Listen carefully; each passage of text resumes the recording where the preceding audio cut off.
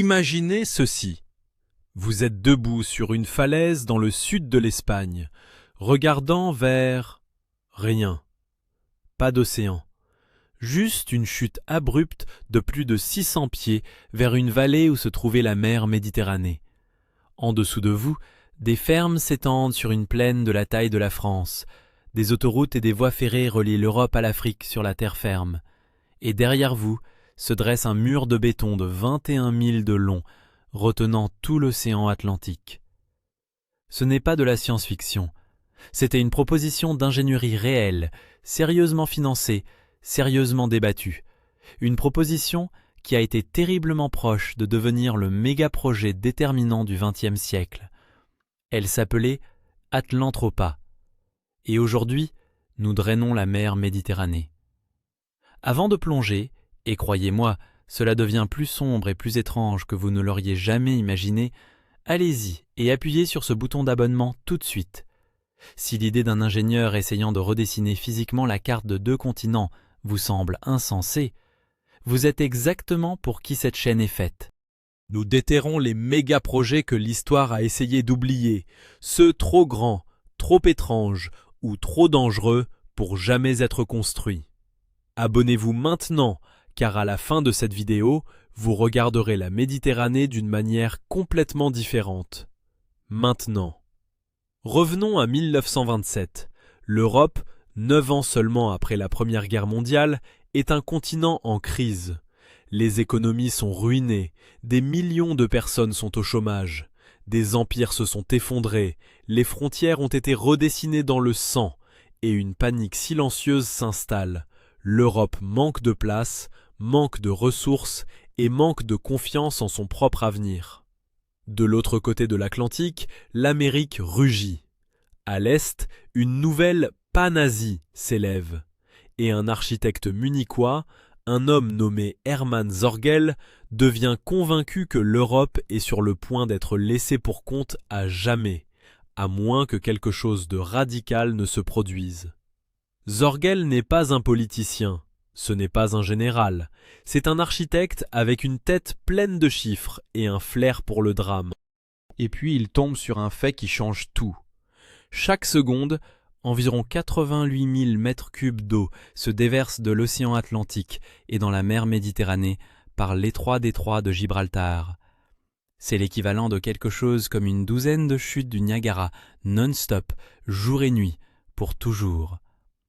Il s'avère que la Méditerranée perd plus d'eau par évaporation que ses fleuves n'en remettent. La seule raison pour laquelle elle ne rétrécit pas en ce moment est que l'Atlantique la remplit continuellement. Et Zorgel pose la seule question que personne d'autre n'avait sérieusement posée. Et si nous arrêtions ça, tout simplement?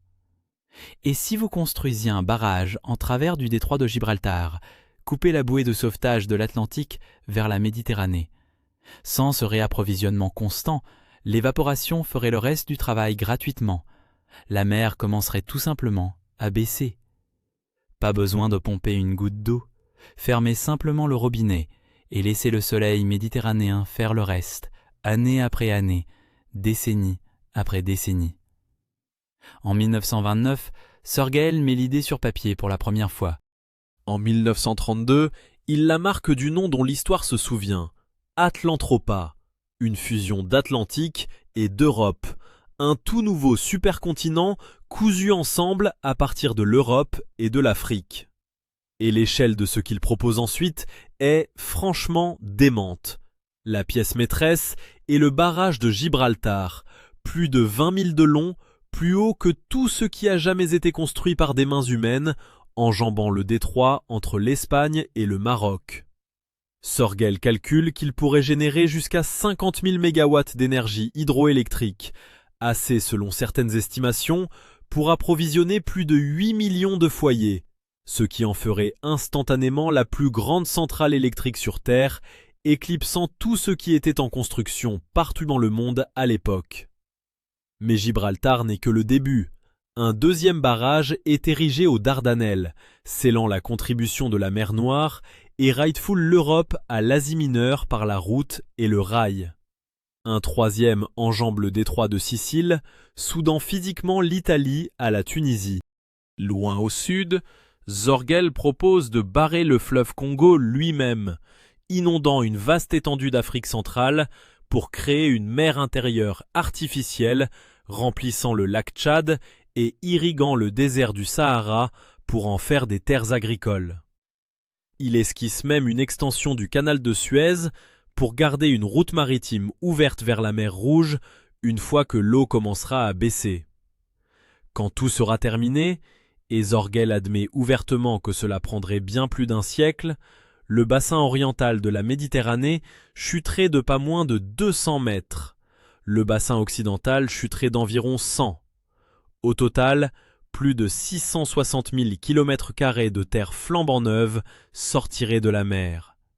À titre de comparaison, c'est plus grand que toute la superficie terrestre de la France.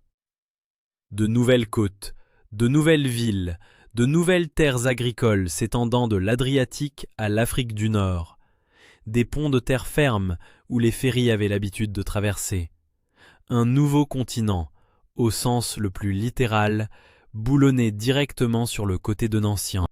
Et Zorgel ne vend pas cela comme un fantasme fou, mais comme la solution rationnelle à tout ce qui ne va pas en Europe. Son argumentaire se résume à 3 mots qui sont devenus le titre d'un de ses propres livres. Énergie, terre, pain. Une énergie hydroélectrique propre et illimitée pour toujours. Des centaines de milliers de kilomètres carrés de nouvelles terres agricoles pour nourrir un continent affamé. Des décennies de travaux de construction pour remettre sur la liste de paix des millions d'Européens au chômage. Et, c'est la partie à laquelle Zorgel tenait le plus, un projet si énorme qu'il ne pourrait être construit que par des décennies de coopération entre des nations européennes rivales. Construisez ensemble quelque chose d'aussi grand, affirmait-il, et vous rendrez une autre guerre européenne pratiquement impossible.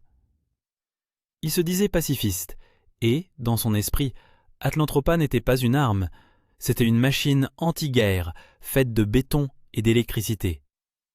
Pendant un moment, le public a adoré. Les journaux de toute l'Allemagne ont publié de somptueuses doubles pages illustrées du barrage imaginaire de Gibraltar. Un roman à 4 sous imaginait un ingénieur nommé Morus drainant à lui seul la mer contre les machinations de saboteurs étrangers. Zorgel a fondé l'Institut Atlantropa, réunissant des architectes, des ingénieurs et des bailleurs de fonds sous un même toit, et a passé le reste de sa vie, littéralement le reste de sa vie, à sillonner l'Europe pour donner des conférences, écrire des livres et faire du lobbying auprès de quiconque voulait bien l'écouter. Mais c'est ici que l'histoire devient inconfortable, parce qu'enfoui sous l'optimisme de l'ingénierie se cachait quelque chose de bien plus laid. Zorgel ne voulait pas seulement fusionner l'Europe et l'Afrique en tant que partenaires égaux, il imaginait explicitement un nouvel ordre mondial découpé en 3 blocs concurrents, les Amériques, une Asie montante et sa propre Atlantropa, avec l'Europe fermement aux commandes et l'Afrique réduite à un entrepôt de terre et de matières premières à l'usage des Européens. Il a écrit sur l'inondation du bassin du Congo et la submersion de la majeure partie du Tchad, avec à peine une pensée passagère pour les personnes qui y vivaient déjà. L'un de ses propres livres a été expédié avec une citation imprimée d'Adolf Hitler sur la toute première page, présentée comme preuve que le projet s'alignait parfaitement avec l'idéologie de l'époque. C'est un rappel brutal que même une vision utopique pacifiste, construite dans les années 1930, pouvait être imprégnée de la pensée coloniale et raciale de son époque. Et pourtant, presque incroyablement, même le régime nazi n'était pas intéressé. Le gouvernement d'Hitler a examiné Atlantropa et l'a écarté comme un fantasme peu pratique. Le gouvernement de Weimar avant lui n'avait jamais dépassé non plus l'intérêt poli.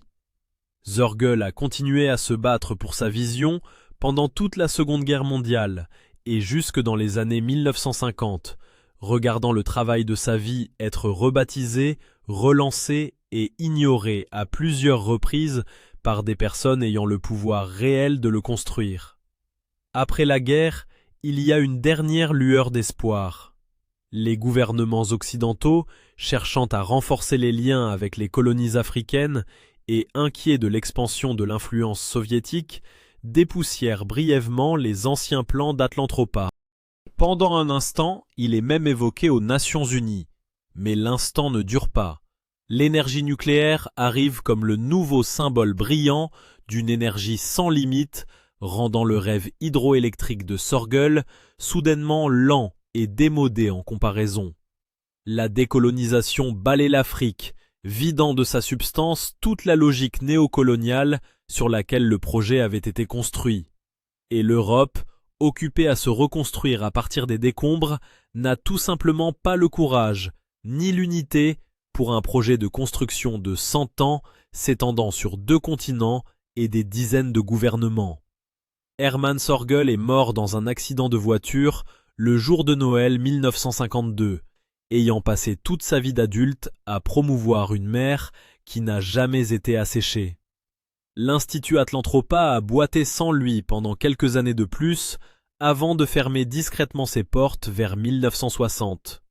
Pas de barrage, pas de nouveaux continents, juste des milliers de pages de calculs, de cartes et de conférences de plus en plus désespérées, prenant la poussière dans les archives de Munich. Voici donc la question qui devrait vous empêcher de dormir la nuit. Que se serait-il réellement passé s'il l'avait construit ? Sorguel lui-même a fait les calculs, et certains d'entre eux sont véritablement stupéfiants. Retirer autant d'eau de la Méditerranée ne la ferait pas simplement disparaître. Cela élèverait le niveau de la mer ailleurs sur la planète de près d'1 mètre, engloutissant les côtes basses partout ailleurs dans le monde, pour faire place aux nouvelles terres agricoles de Sorguel. Couper l'afflux de l'Atlantique aurait laissé l'eau restante de la Méditerranée considérablement plus salée, provoquant presque certainement l'effondrement des écosystèmes marins à travers toute la mer. L'étouffement de cet échange d'eau aurait pu perturber les courants océaniques qui influencent le Gulf Stream, le même courant qui maintient l'Europe occidentale bien plus chaude que sa latitude n'en a le droit. Et dans l'une des notes de bas de page les plus époustouflantes de toute cette histoire, Sorguel a calculé que déplacer autant de masse d'une partie de la croûte terrestre pourrait très légèrement incliner l'axe de rotation de la planète. La plupart de ces conséquences ont à peine été soulevées dans les discussions publiques à l'époque. Sorguel lui-même traitait certaines d'entre elles moins comme des avertissements et plus comme des avantages secondaires. Atlantropa n'a jamais été construite, mais elle n'est jamais tout à fait morte non plus. Des échos d'Atlantropa continuent de faire surface dans les endroits les plus étranges. Philippe K. Dick a emprunté l'idée d'un super-État nazi uchronique dans Le Maître du Haut-Château, plus tard adapté pour la télévision par Amazon. La propre romanisation de Gene Roddenberry du premier film Star Trek mentionne avec désinvolture un barrage à Gibraltar qui a transformé la Méditerranée en un lac géant d'eau douce. Les ingénieurs d'aujourd'hui revisitent encore parfois une version beaucoup plus petite et beaucoup plus sensée de l'idée du barrage de Gibraltar, non pas pour assécher la mer, mais comme une barrière flexible qui pourrait aider à protéger le littoral méditerranéen contre l'élévation du niveau de la mer causée par le changement climatique. La roue, semble-t-il, a bouclé la boucle. Le même détroit, autrefois imaginé comme un outil pour abaisser l'océan, est maintenant étudié comme un bouclier contre un océan qui monte. Si ce genre de folie de l'ingénierie, les humains ont essayé de reconstruire physiquement la planète, est votre truc, vous voudrez aller regarder notre vidéo sur la tentative de remonter le Titanic du fond de l'océan juste après celle-ci. Même échelle d'ambition, même siècle de faux départ, océan complètement différent. Et si vous ne l'avez pas déjà fait, notre playlist Construction regorge de projets exactement comme celui-ci. Des idées si grandes qu'elles ont remodelé, ou presque remodelé, le monde dans lequel nous vivons.